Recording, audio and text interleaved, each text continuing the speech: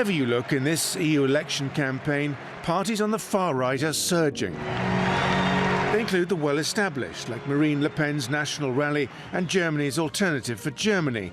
But they also include new ones, like Spain's Vox and the Belgian Vlaams Belang.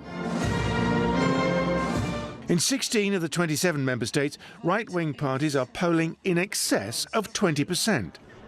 The traditional domination of centrist parties in the parliament is threatened, and that could have real impact.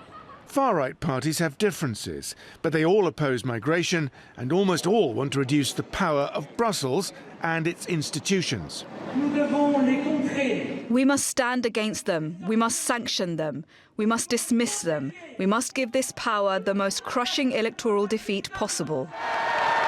Big gains could make it harder to pass new laws that give the EU institutions more power over national parliaments. Further divides could come over support for Ukraine. Some, like Giorgia Meloni's Brothers of Italy and Poland's Law and Justice, are strong supporters of Kyiv.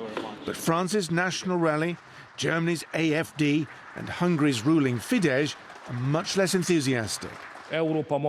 Today, Europe is on the side of war. The sole exception is Hungary, which advocates for an immediate ceasefire and peace negotiations. Then there's climate and the EU's ambitious plan to be carbon neutral by 2050, the Green Deal. Most far-right parties think the timetable is too fast and too costly for European consumers, businesses and especially farmers. Many parties have supported their demonstrations and protests. If they work together in Parliament, they could block new legislation. It's the same on China. Brussels is cooling relations and threatening trade sanctions. But some on the far right support Beijing's vision of a multipolar world and want its investment. There have always been influential fringes of the left and right in the EU Parliament, but the last two elections have seen a significant shift to the right.